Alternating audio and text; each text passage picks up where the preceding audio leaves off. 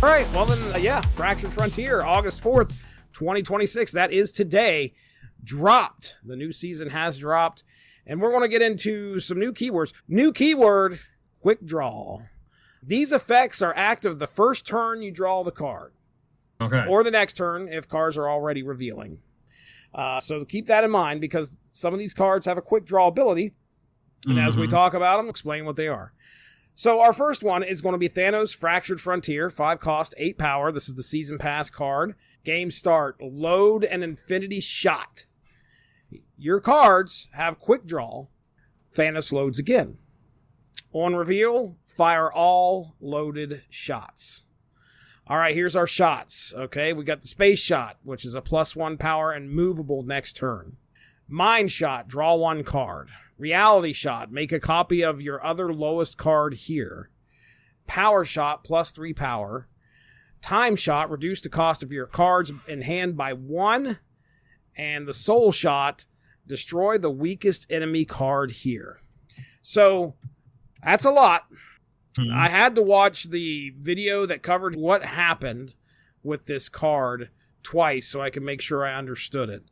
At first, I was confused because I thought the shots, since all the cards get quick draw, Thanos loads again, I wondered if the shots applied to the cards you laid down. That's not the case. I think what happens here is you just lay the card down. So if you draw, your first card is going to be Sunspot, and it has quick draw, +1 power, removable next turn. You lay that out there. It just puts a shot into the old Thanos' revolver. All right? So you want probably some low-cost cards in there so that you have the higher chance of drawing a 1-cost card on turn 1 so you can play that quick draw mechanic. And then, as you're laying these cards out, it loads another shot into the revolver, and then you lay Thanos out there, and he does all of them all at once. So it's a turn 5, so if you're lucky enough to have 5 ready to go, man, it's going to be a pretty big, it's going to be fun to watch. That's for sure. I think this is an exciting card. This is an exciting mechanic. I don't know. What are your thoughts here? Oh, yeah, definitely. I don't know if Quicksilver would work or not. He might if he starts in your hand.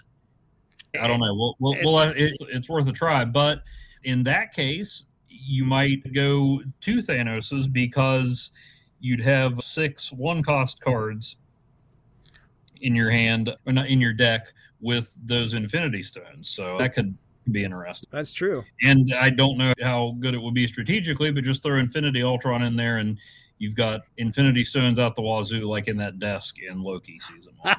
They're paperweights. Yeah. So, okay, yeah, I like it. Okay. It's definitely interesting. And then I assume this is one where your opponent will be able to see what you're doing, so they'll know it's building up. So then you try to figure out where they're going to be dropping Thanos. Maybe Cosmo makes a few more appearances. Yeah, I'm thinking it's going to be it's going to be tech heavy this go round, where they're going to be doing a lot of things like that. A lot of armor. It'll be what's his face, Shadow King. There'll be a lot of that. So I can see that happening. I think that was the first thing that went through my mind. I was like, okay, I've got to find a deck that's going to essentially avoid all of this, because there are some cards that we're going to see that really work well together with this quick draw thing. Yeah, maybe Shang-Chi, if you can figure out where they're going to drop him. Yeah, they may play. He's going to be turn 5, so somebody's going to play him early. I just thought about this. I wonder if this whole thing, and I'm all in favor of weird themes like this and alternate realities, even if sometimes I'm like, guys, we can do something besides multiverse once in a while. But I'm all for this.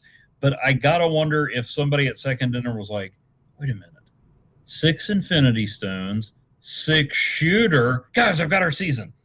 Yep. I'm totally okay with that. I'm fine with it. They're clearly laying the groundwork for a tie-in comic here. Like, I feel like this has to become a comic. Don't be surprised if there's going to be something at the LCS, the Fractured Frontier 6-issue limited series. Or at least an Infinity comic. They're churning out Marvel Rivals stuff. Jane Foster, Fractured Frontier, 3 cost, 4 power, super premium pass card. On reveal, judge 4 other random characters. +1 power if yours, or -1 power if they're enemies. Quick draw. If you do this on the turn that you get it, you judge the worthy again. So it happens twice.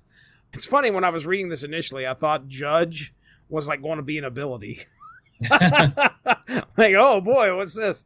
Not the case. Interesting, like, they're bringing things in here. Can you explain to me why in the world, like, this has just got to be the character that they're creating here, where they're like, oh, it's going to be Jane Foster's a judge.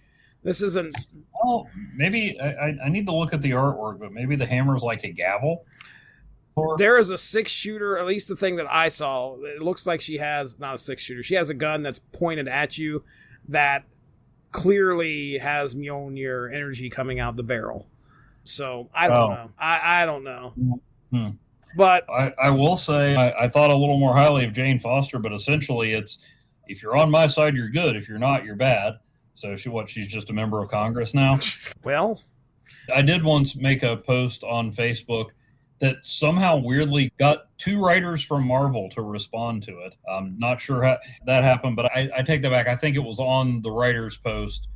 Anyway, however it was, I suggested that clearly Iron Man was on the right side in Civil War because Vision sided with him and Vision could lift Mjolnir. And somebody, I forget which one it was, so I won't drop their names, but said, well, yeah, but since when is Odin the best judge of right and wrong? Just because Odin determines someone worthy. And I'm like, well, crap, that's a solid argument. Ooh. Oh, all right, then. Well, what are you thinking here of the card, Jane Foster, Fractured Frontier? Yeah, Venus. I don't know if I've mentioned her lately, but it gives you the +1 or the -1. You got Brand New Day Scorpion, Diamondback, Polaris, Horseman of Pestilence that are boosting the afflict mechanic. So she works with both of those. Yeah. So, and it's a little random, so it keeps it from getting too out of hand. True. Very true. All right. So yeah, it could be interesting. And she has a 3 cost, so at some point she's going to ride with the Silver Surfer. She is. Yes, she is. All right, next up is Psylocke, Fractured Frontier, 3 cost, 4 power. This has, I think this is the card that if you had 6,000 tokens, you get this one today. On reveal, give cards in your hand that are 5 cost or more, -1 cost. Quick draw, do this to your whole hand instead. So I'm a big fan of Majestic Wingbert. Oh, yeah. And I am a fan of this card, too. I really, really like this. And I wrote down here it's going to be lethal with Thanos because, yeah, and it's going to also, there's another card that's coming up, too, that it's going to be helpful as well. It's going to aid that card. So I like this card. I think that anytime you can get the cost of your cards down by 1, my goodness. Clearly, the stuff that I'm thinking is Mother Ascani, Majestic Wingbird, stuff like that kind of rolls with this. Or just with, she's also be a good way to give you another option for getting Fin Fang Foom in under the wire. Yep. Or my good old Savage Sword of Shulkanot deck with all those high cost cards. Okay. Next up is Red Wolf, Fractured Frontier, 2 cost, 1 power. On reveal, +1 power for each card in your hand. You do the quick draw, you give your whole hand +1 power. Yeah, I wrote down here, it's tough to get that high hand sometimes.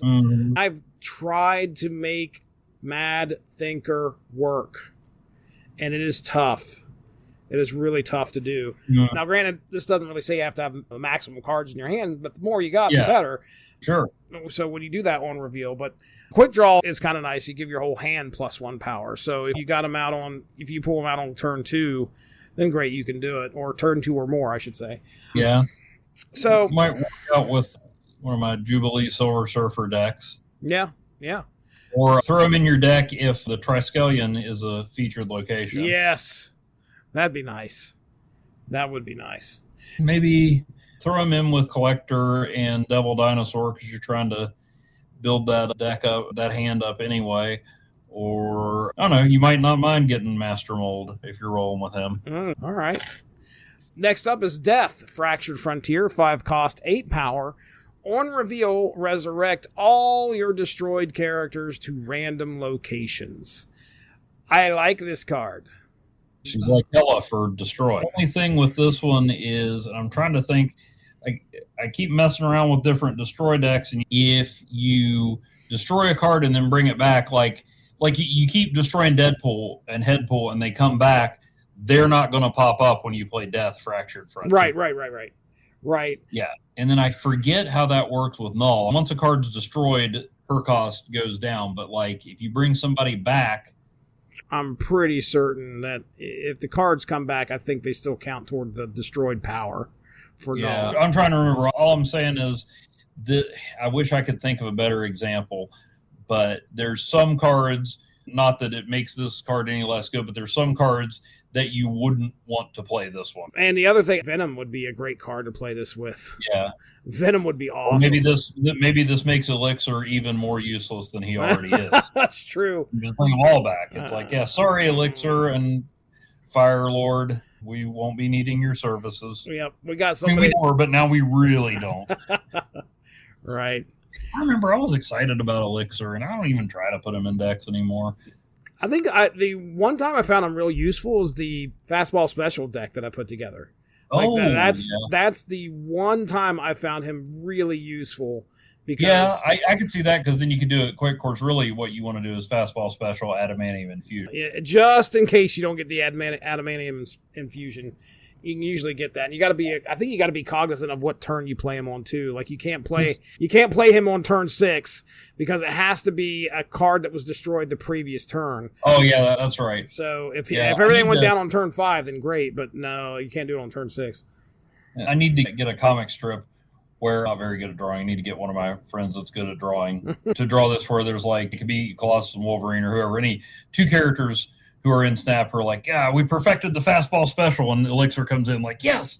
And then the punchline is they go, and the Adamantium Infusion process, and Elixir's shoulders slump and he walks away. Oh, shoot. All right, next up, Red Hulk, Fractured Frontier, 3 cost, 8 power. On reveal, -1 power for each enemy card here. Quick draw, though, you get +1 power instead. Unless you're, started to say unless you get him on turn 1 or 2, he'll be pretty easy to play, but you're kind of hoping you get him later. Yeah, you've got to get him on turn. So, but I mean, yeah, this is nice. In my Jubilee Silver Surfer deck with Shadowland Daredevil, I've got a lot of higher powered 3 costs, and he might take Gladiator's place in there because he would boost Shadowland Daredevil up. And yeah, his power could go down, but he's not going to yoink Infinite out of their deck and deposit him right. That's right. That's right. So yeah, he could. Man, they're 2 for 2 on Red Hulk. He's not as dangerous as original Red Hulk. Original recipe. Yep. Yeah. No. The only disappointing Red Hulk is Thunderbolt Ross himself. I tried another deck with him. I think he was even in that Shadowland Daredevil Jubilee deck, and it's just like, yeah, I can get that effect without 10 power cards. So yeah, because in theory he could bring. I don't know. I need to revisit that because he would still work well, but he just kept getting squeezed out of the deck. But this guy, yeah, I like this guy. All right. Because the other thing is, at the very least, you play him with Luke Cage and just deposit him on the front row, and he's still a 3 cost 8 power with no drawback. That's true. I like that. I remember the first time I saw a comic with Luke Cage, I was like, what if he teamed up with the Hulk, only he was red and a cowboy? Well, your wishes have come true. Dr. Octopus, Fractured Frontier, 2 cost, 2 power. This is a high voltage overdrive prize. Oh, I like high voltage overdrive. Yeah, and that's starting tomorrow. Whatever cards you feel like playing. Yep. I think that starts tomorrow. Put your leftmost card in hand on top of your deck. You put your leftmost card out. Put it again and shake it. Shake it all about. Is that really what it's all about? You put the leftmost card in hand on top of your deck to get a random character, and you give both +3 power. So at first I was like, I don't think I like this card. I don't like the fact that I'm going to draw again. And then I forgot all about the quick draw mechanic. The whole point of this season is to be able to play the card that you draw immediately. And if you end up, sounds like if you end up drawing like a higher cost card or whatever in your hand, then you want to have the opportunity to put it back on there so you can do that quick draw mechanic. I like it. I think it's going to be nice. Give them +3. They both get +3. You got Doc Ock out there. I think it's going to work great. I haven't fully thought through the logistics of this, but just the fact that it's the leftmost card makes me want to put him in a deck with Agatha. Yeah. Yeah. Just to see it happen. Nothing else, Agatha would get 17 power instead of 14. So, yeah, and she's a little more tolerable now. So it's true. Now that she doesn't do the whole, she's certainly better than Ego. Freaking Ego still makes me mad every time. I need to just let go. But it's not like I don't play like 15 games of Snap in a row. So what if one of them goes awry? I like it. And last but not least, we have Hellcow, Fractured Frontier, 3 cost, 3 power. This is going to be part of a limited time event as well, but the event is called Error 404 Fractured. And I have no idea what this event is going to be. This is a brand new event, so I'm really curious as to what it's going to unleash. I will say that when I watched the dev video, which I don't know if you did or not. I did not. Ben Brode shows up. Really? He finally shows up. Like, he's been missing like the past like 1 or 2 dev videos. Mm-hmm. And he finally shows back up, and he teases something big's going to be happening soon. Mm. Hellcow's Fractured Frontier, 3 cost, 3 power. At the end of turn, afflict all other cards here with -1 power. Then destroy your cards here with 0 power or less. So I think this is going to be an interesting card. Remember, it's end of turn. It's not on reveal. It's end of turn. This is afflicting all of the cards there with -1 power. So I wrote down here a nice Tombstone alternate, I guess. Mm-hmm. So anyway, what's your thoughts? Well, my first thought is he can come along with Annihilus and Viper to clean up the Void, or friggin' Parker Robbins the Hood. And then what was the other? Wouldn't be bad with Brand New Day Scorpion. True. And then, or just in a regular destroy. And you wouldn't really want him with Deadpool because you don't want to decrease Deadpool's powers, but he'd take out Nova for you. Yeah. Yep. So, yeah, pretty interesting. And other than Red Wolf, probably the most obvious, not in a bad way, the most logical inclusion in a Wild West theme. That's true. You got to think like the 2-Gun Kid and Kid Colt are like somewhere off on the snap bench going, really? What? Not even now. Well, all right. Next up, we're going to get into our locations. So our first location is the Fractured Frontier. Your rightmost card has -2 cost this turn. Clearly, Legion Mobius. And your turn, whatever, I guess it's going to be turn 5. If you get Legion out there, you lay him out turn 5, then turn 6, whatever your rightmost card is, it will have -4, unless it's the same one that the first one at turn 3, when it first revealed, gives you another -2. But regardless, you're going to get some a cheap card. That's for sure. But it's only that one turn, right? Yeah. If I copy it with Legion, right, it does the ability It'd again. give you a -4, but the -2 would have already happened. Yeah, it would have already happened on turn 3. Yes, only on that turn. You're right. Yeah, but yeah, that can definitely be helpful. Absolutely. And Mobius is going to make sure your opponent isn't going to get that. There you go. Yeah. You got any thoughts? Clearly, I did not update. The collector. The collector enjoys an authentic New York slice. I think he still does. I'm sorry. I'm just imagining the collector, and when I think authentic New York slice, I think of the episode of The Office where Michael Scott declares Sbarro his favorite New York pizza, or Little Caesars, given the Spider-Man Brand New Day controversy. Oh. I don't know if you've heard about that. The controversy? This doesn't spoil anything. But 2 things people are complaining about, and I think they actually help explain each other, are how does Spider-Man afford his tech when he doesn't seem to have a job? And 2, apparently, I didn't even notice it, but apparently with all the tie-ins with Little Caesars, and that Webberoni pizza is good, but apparently with tie-in with Little Caesars, he actually, in the movie, orders Little Caesars and is like, really, dude, you live in New York and you're ordering Little Caesars? Well, here's my thing. He saves money by ordering Little Caesars instead of all this great New York pizza. And that's how he can afford the tech. So I'm just imagining the collector in a Sbarro going, "Oh, our Fractured Frontier sounds pretty good." I want an Infinity 6 shooter. Next up, Fractured Outpost. Draw a 3 cost card from your deck.